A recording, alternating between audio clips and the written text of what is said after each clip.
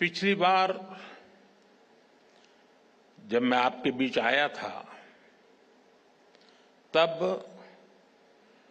लोकसभा के चुनाव ज्यादा दूर नहीं थे। उस दौरान मैंने आप सबके विश्वास के कारण कहा था कि अगली बार भी भारत मोबिलिटी एक्सपो में जरूर आऊंगा।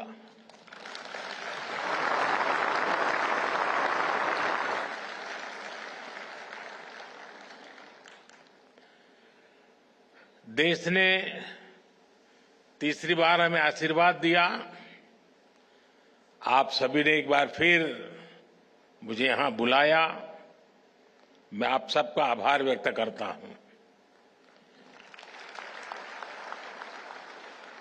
साथियों, मुझे खुशी है कि इस वर्ष भारत मोबिलिटी एक्सपो का दायरा काफी बढ़ गया है। पिछले साल 800 से ज्यादा एग्जीबिटर्स ने हिस्सा लिया। 1.5 लाख से ज्यादा लोगों ने विजिट किया। इस बार भारत मंडपम के साथ साथ द्वारका के अशोभूमि और ग्रेटर नोएडा के इंडिया एक्सपो सेंटर में भी ये एक्सपो चल रहा है। आने वाले 5-6 दिनों में बहुत बड़ी संख्या में लोग यहां आएंगे। अनेक नई गाड़ियां भी यहां लॉन्च होने वाली है। ये दिखाता है कि भारत में मोबिलिटी के फ्यूचर को लेकर कितनी पॉजिटिविटी है। यहां कुछ एग्जीबिशंस में विजिट करने, उन्हें देखने का अवसर भी मुझे मिला। भारत की ऑटोमोटिव इंडस्ट्री फैंटास्टिक भी है और फ्यूचर रेडी भी है। मैं आप सभी को अपनी बहुत बहुत शुभकामनाएं देता हूं। साथियों, भारत के ऑटो सेक्टर के इतने बड़े आयोजन में मैं आज रतन टाटा जी और ओसामू सुजुकी जी को भी याद करूंगा।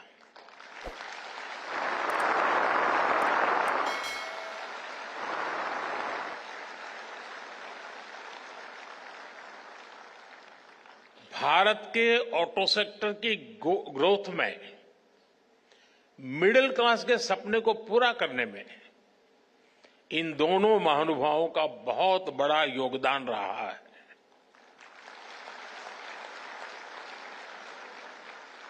मुझे भरोसा है कि रतन टाटा जी और ओसामा सुजुकी जी की लेगेसी भारत के पूरे मोबिलिटी सेक्टर को इंस्पायर करती रहेगी। साथियों, आज का भारत एस्पिरेशन से भरा हुआ है, युवा ऊर्जा से भरा हुआ है। यही एस्पिरेशंस हमें भारत की ऑटोमोटिव इंडस्ट्री में दिखाई देती हैं। बीते साल में भारत की ऑटो इंडस्ट्री करीब 12% की ग्रोथ से आगे बढ़ी है।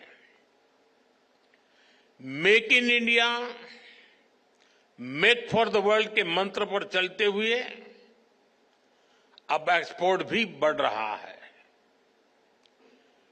इतनी तो दुनिया के कई देशों की पॉपुलेशन नहीं है जितनी हर साल भारत में गाड़ियां बिक रही हैं। एक साल में करीब 2.5 करोड़ गाड़ियां बिकना ये दिखाता है कि भारत में डिमांड लगातार कैसे बढ़ रही है।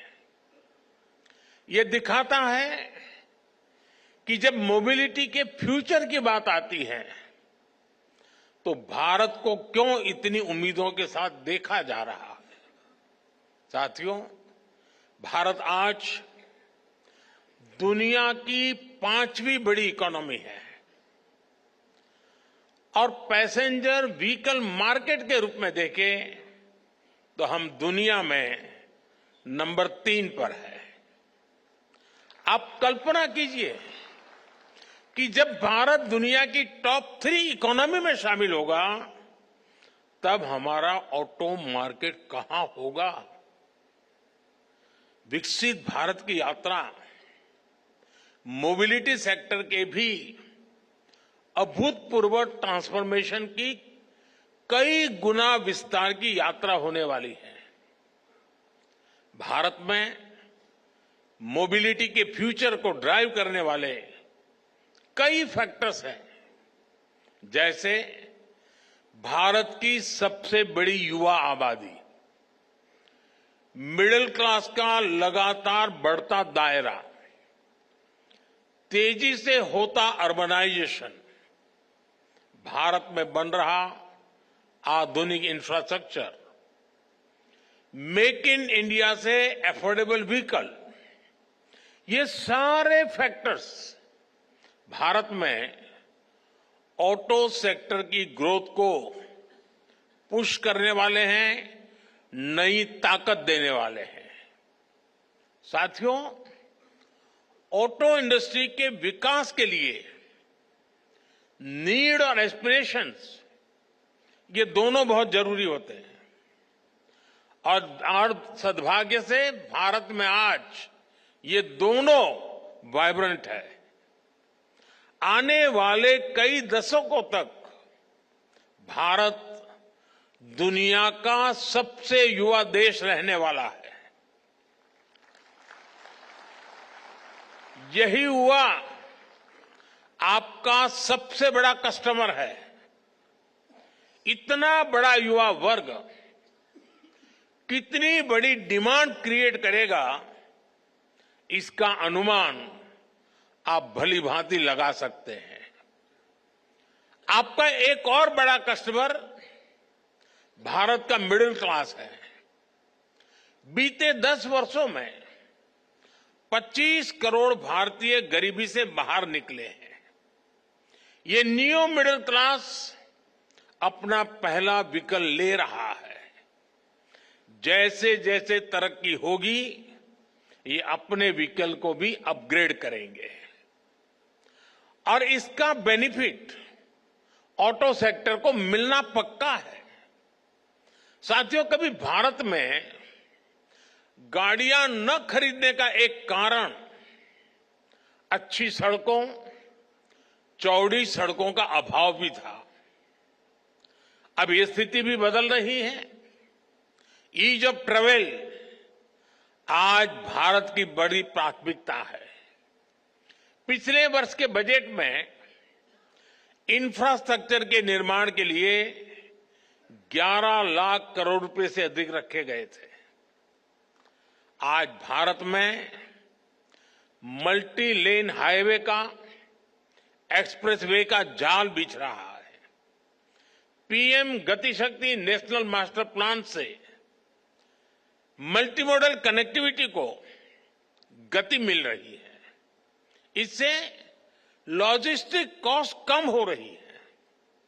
नेशनल लॉजिस्टिक पॉलिसी की वजह से भारत दुनिया में सबसे कॉम्पिटिटिव लॉजिस्टिक कॉस्ट वाला देश होने वाला है।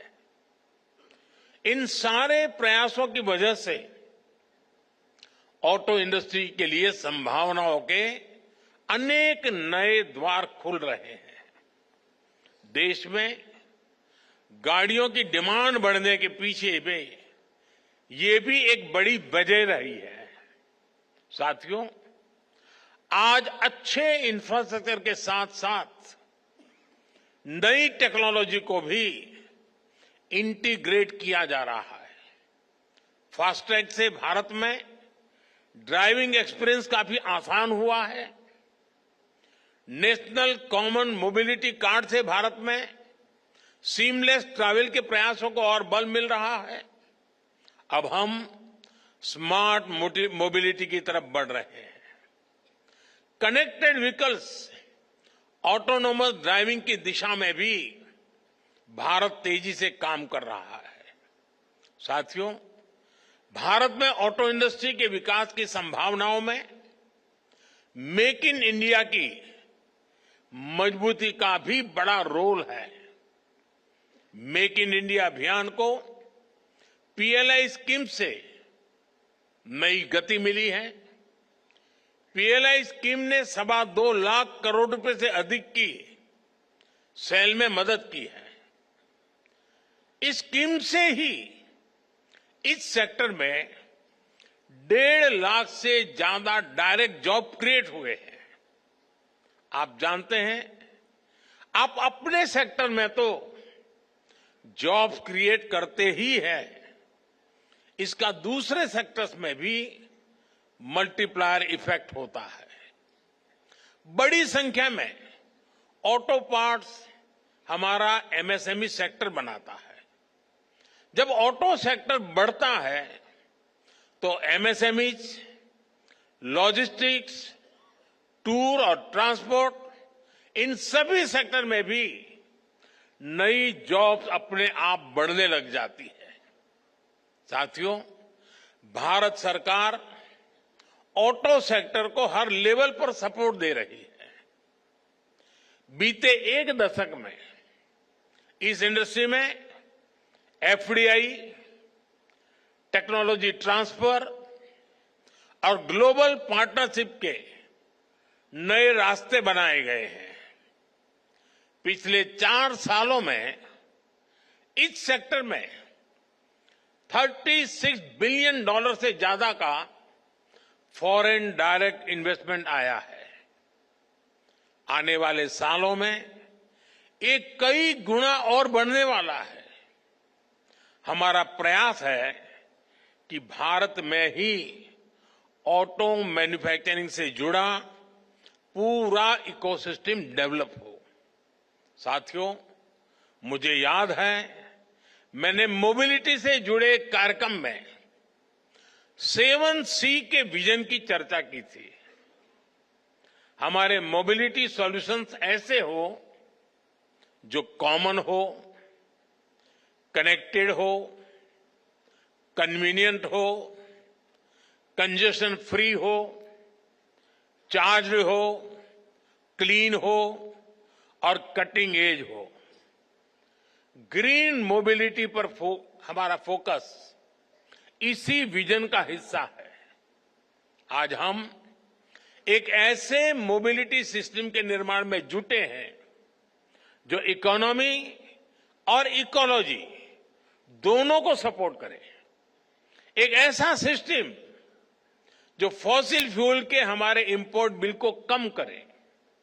इसलिए आज green technology, EVs, hydrogen fuel, biofuels, ऐसी टेक्नोलॉजी के डेवलपमेंट पर हमारा काफी फोकस है।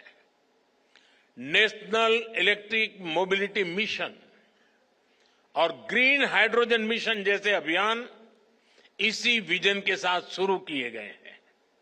साथियों, बीते कुछ सालों से इलेक्ट्रिक मोबिलिटी को लेकर भारत में बहुत तेज ग्रोथ देखी जा रही है। बीते दशक में इलेक्ट्रिक व्हीकल की बिक्री में 640 गुना की वृद्धि हुई है। 640 गुना।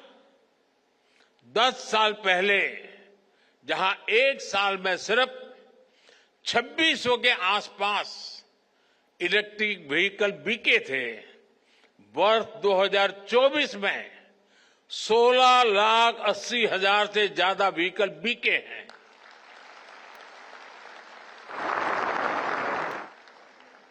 यानी 10 साल पहले जितने इलेक्ट्रिकल व्हीकल पूरे साल में बिकते थे, आज उससे भी 2 गुने इलेक्ट्रिक व्हीकल सिर्फ एक दिन में बिक रहे हैं।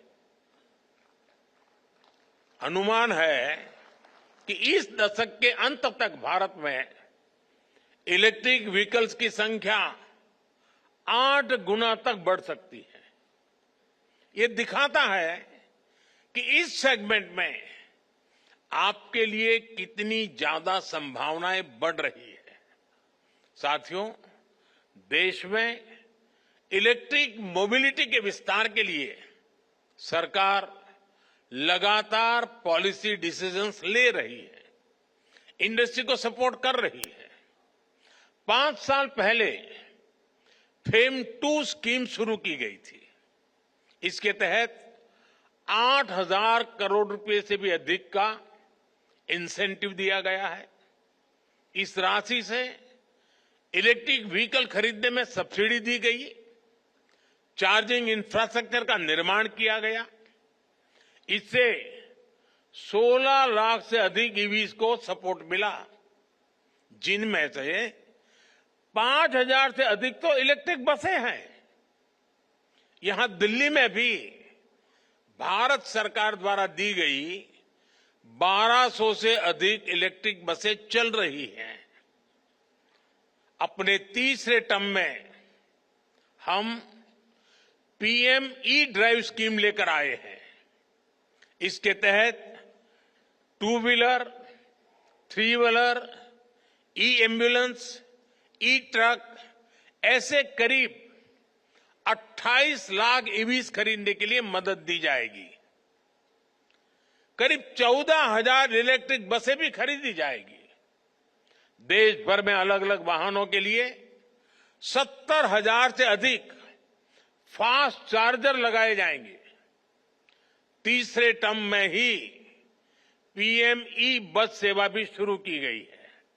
इसके तहत देश के छोटे शहरों में करीब 38,000 ई बसें चलाने के लिए केंद्र सरकार मदद देगी। सरकार ईवी मैन्युफैक्चरिंग के लिए इंडस्ट्री को लगातार सपोर्ट कर रही है। ईवी कार मैन्युफैक्चरिंग में जो ग्लोबल इन्वेस्टर भारत आना चाहते हैं, उसके लिए भी रास्ते बनाए गए हैं।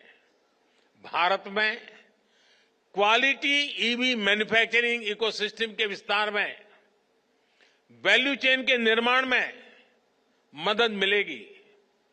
साथियों, ग्लोबल वार्मिंग की, क्लाइमेट की चुनौती से निपटने के लिए हमें सोलर पावर को, अल्टरनेटिव फ्यूल को लगातार प्रमोट करते रहना है। भारत ने अपनी G20 प्रेसिडेंसी के दौरान ग्रीन फ्यूचर पर बहुत जोर दिया है। आज भारत में ईवी के साथ ही सोलर पावर को लेकर भी बहुत बड़े लेवल पर काम चल रहा है। पीएम सूर्यघर मुफ्त बिजली स्कीम से रूफटॉप सोलर का एक बड़ा मिशन चल रहा है। ऐसे में इस सेक्टर में भी बैटरी की स्टोरेज सिस्टम की डिमांड लगातार बढ़ने वाली है। सरकार ने advance chemistry cell battery storage को बढ़ावा देने के लिए 18,000 करोड़ रुपए की पीएलआई स्कीम शुरू की है। यानी इस सेक्टर में बड़े इन्वेस्टमेंट का आपके लिए ये सही समय है। मैं देश के ज्यादा से ज्यादा नौजवानों को भी एनर्जी स्टोरेज सेक्टर में स्टार्टअप्स के लिए इनवाइट करूंगा। हमें ऐसे इनोवेशंस पर काम करना है जो भारत में ही मौजूद मटेरियल से बैटरी बना सके, स्टोरेज सिस्टम बना सके। इसको लेकर देश में काफी काम हो भी रहा है, लेकिन इसको मिशन मोड पर आगे बढ़ाना जरूरी है। साथियों, केंद्र सरकार का इंटेंट और कमिटमेंट एकदम साफ है। चाहे नई पॉलिसी बनानी हो या फिर रिफॉर्म्स करने हो, हमारे प्रयास लगातार जारी है। अब आपको इन्हें आगे बढ़ाना है, इनका फायदा उठाना है। अब जैसे व्हीकल स्क्रैपिंग पॉलिसी है, जितने भी मैन्युफैक्चरर्स हैं, आप सभी से मेरा आग्रह है कि इस पॉलिसी का लाभ उठाएं। आप अपनी कंपनी में भी अपनी भी एक इंसेंटिव स्कीम लेकर आ सकते हैं। इससे ज्यादा लोग अपनी पुरानी गाड़ियां लेकर स्क्रैप करने के लिए आगे आएंगे। ये मोटिवेशन बहुत जरूरी है। ये देश के एनवायरनमेंट के लिए भी आपकी तरफ से बहुत बड़ी सर्विस होगी। साथियों, ऑटोमोटिव इंडस्ट्री इनोवेशन ड्रिवन है, टेक्नोलॉजी ड्रिवन है। इनोवेशन हो, टेक हो, स्किल हो या फिर डिमांड, आने वाला समय ईस्ट का है, एशिया का है, भारत का है।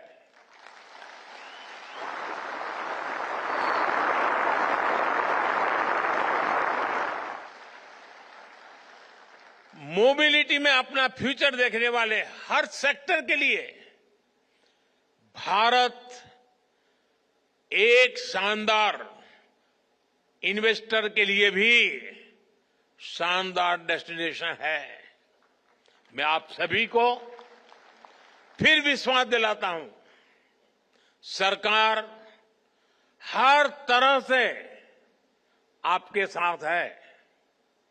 आप make in India, make for the world के मंत्र के साथ इसी तरह आगे बढ़ते रहें। आप सभी को फिर से बहुत बहुत शुभकामनाएं। धन्यवाद।